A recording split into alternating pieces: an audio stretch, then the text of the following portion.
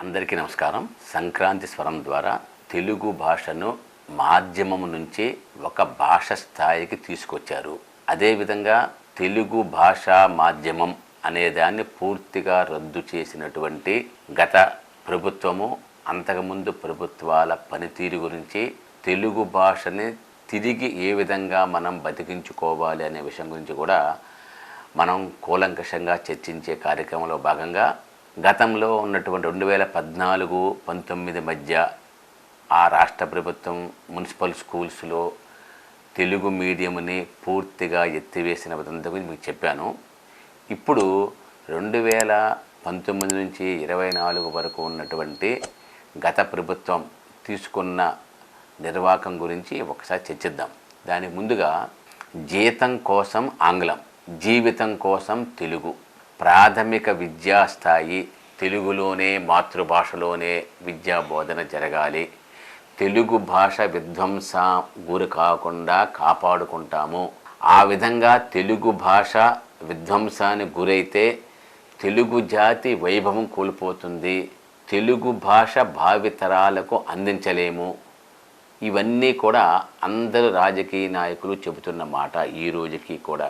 కానీ ఈరోజు తెలుగు భాష పరిస్థితి ఏ విధంగా ఉంది, తెలుగు మాధ్యమం అనేది ఆంధ్రప్రదేశ్లోనూ తెలంగాణలోనూ ఉమ్మడి రాష్ట్రాల్లో ఉందా అని ఒక్కసారి మీరు పరిశీలించండి. ఇది ఇతర రాష్ట్రాలతో ఒక్కసారి మనం పోల్చి చూసుకుందాం. ఉదాహరణకి తమిళనాడు, కర్ణాటక, కేరళ, పశ్చిమ బెంగాల్, ఏ రాష్ట్రాన్నైనా తీసుకోండి. ఆ రాష్ట్ర ప్రభుత్వాలు వాళ్ళ మాతృభాషలైనటువంటి తమిళం, మలయాళం, కన్నడం, బెంగాలీ ఈ భాష అన్నింటికీ కూడా ఎక్కువ వ్యాప్తినిస్తూ ఆ భాషలో ఎవరైతే చదువుకుంటున్నారో వాళ్ళకి ప్రత్యేకమైన రాయితీలు, రిజర్వేషన్లు, ఆ పాఠశాలలకి కూడా గుర్తింపులు, కొన్ని మినహాయింపులు ఇస్తున్నారు.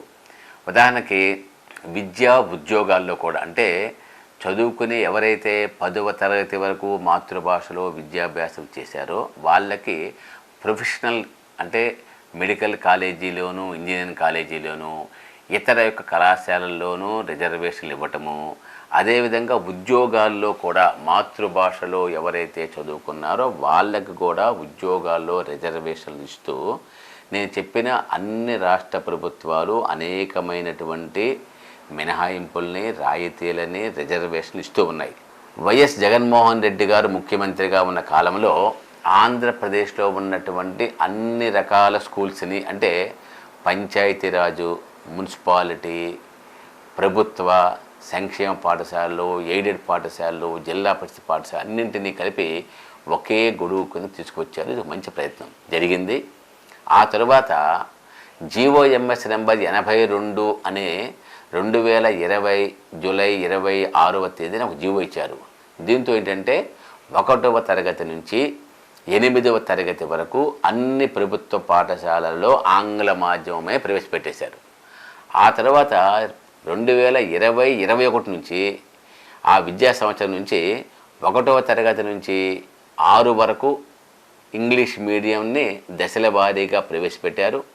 చివరికి అన్ని ప్రభుత్వ పాఠశాలల్లోనూ తెలుగు, ఉర్దూ మాధ్యమాలని పూర్తిగా రద్దు చేసి ఇంగ్లీష్ మాధ్యమంతో నింపేశారు.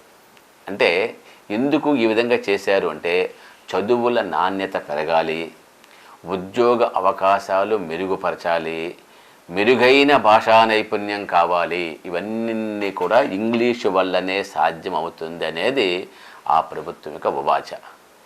ఈ రాష్ట్ర ప్రభుత్వం యొక్క నిర్ణయాన్ని ఆంధ్రప్రదేశ్ హైకోర్టులో చాలామంది తెలుగు భాషావాదులు దాన్ని సవాల్ చేశారు.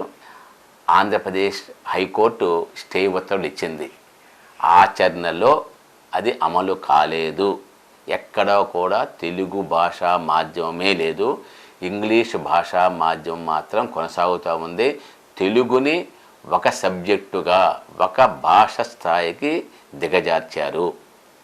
దీనికి సంబంధించి అప్పటి ప్రభుత్వానికి వ్యతిరేకంగా తెలుగుదేశం ప్రభుత్వానికి సంబంధించిన అనేక మంది నాయకులు, ఇతర తెలుగు భాషాభిమానులు ప్రశ్నించినప్పుడు వాళ్ళు చెప్పిన సమాధానం ఒకటే, సమాధానం కాదు, ప్రశ్నకు ప్రశ్నే సమాధానంగా మీ పిల్లల్ని ఎక్కడ చదివిస్తున్నారు, మీ పిల్లలు ఏ కాన్వెంట్లో ఉన్నారు అంటూ ప్రశ్నిస్తూ ప్రశ్నకి ప్రశ్నే జవాబుగా మభ్యపెట్టి పేద ప్రజలకి మీరు వ్యతిరేకులు అంటూ తెలుగు భాషని పూర్తి స్థాయిలో భ్రష్టు పట్టించే కార్యక్రమానికి శ్రీకారం చుట్టి అమలు చేశారు.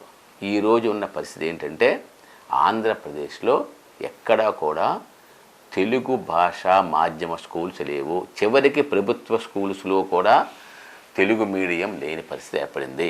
ఈ సందర్భంగా తెలుగు భాష, తెలుగు తేజం, తెలుగు సంస్కృతిని పునాదిగా చేసుకొని పుట్టినటువంటి తెలుగుదేశం ప్రభుత్వం కూడా గతంలో ఇచ్చిన హామీ మేరకు తెలుగును మాధ్యమాన్ని పూర్తి స్థాయిలో పునరుద్ధరించాలి.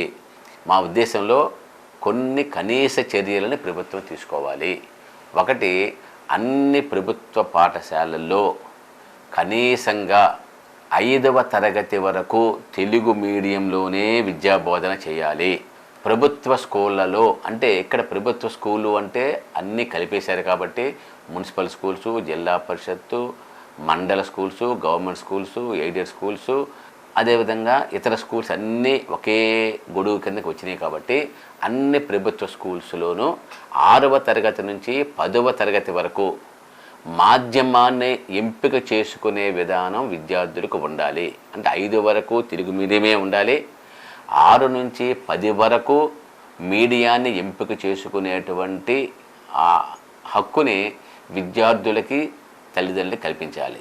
తరువాత 1వ తరగతి నుంచి 10వ తరగతి వరకు ఎవరైతే విద్యార్థులు పూర్తిగా ప్రభుత్వ పాఠశాలలో కానీ ప్రైవేట్ పాఠశాలలో కానీ తెలుగు మీడియంలోనే చదివితే వారికి ఇంతకుముందు 1994 నుంచి 2004 వరకు ఉన్న ప్రకారం రిజర్వేషన్లు లేదా 2011 దాని ప్రకారంగా కనీసంగా 20% రిజర్వేషన్లను తిరిగి పునరుద్ధరింపజేయాలి. ఆ తరువాత ఇంటర్మీడియట్, ఇతర ఉన్నత చదువుల్లోనూ మిగిలినటువంటి ప్రొఫెషనల్ స్కూల్స్లోనూ కనీసంగా 20% సీట్లను తెలుగు మీడియంలో చదువుకున్న విద్యార్థులకు కేటాయించాలి. అదేవిధంగా ప్రైవేట్ రంగంలో ఎవరైనా సరే తెలుగు మీడియం పాఠశాలను ఏర్పాటు చేస్తే ఆ సంస్థలకి ఆర్థిక వెసులుబాటు, ఉచితంగా పాఠ్యపుస్తకాలు, విద్యుత్ టారిఫుల్లో పూర్తి స్థాయి రాయితీలు, మినహాయింపులు ఇవ్వాలి. అదేవిధంగా అన్ని ప్రభుత్వ ప్రైవేట్ పాఠశాలలో తప్పనిసరిగా తెలుగు ఒక సబ్జెక్టుగా ఉంచుతూ ప్రతి తరగతిలోనూ ఉత్తీర్ణత మార్కులు తెలుగులో కనీసంగా 70% ఉండాలి. ఇది కూడా నిబంధన విధించాలి. ఈ విధంగా విధించినప్పుడు మాత్రమే తెలుగు భాష మనగలుగుతుంది. కాబట్టి దయచేసి కూటమి ప్రభుత్వాది నేతలు దీనిపైన చిత్తశుద్ధితో వ్యవహరించి తెలుగు భాషను పునరుద్ధరింపచేయాలని, తెలుగు మీడియాన్ని ప్రవేశపెట్టాలని, తెలుగు మీడియంలో చదివిన విద్యార్థులకు విద్యా ఉద్యోగాల్లో రిజర్వేషన్లు కల్పించాలని కోరుకుంటూ ఆ విధానం పట్ల చిత్తశుద్ధితో వ్యవహరించాలని ప్రభుత్వాన్ని కోరుతున్నాం.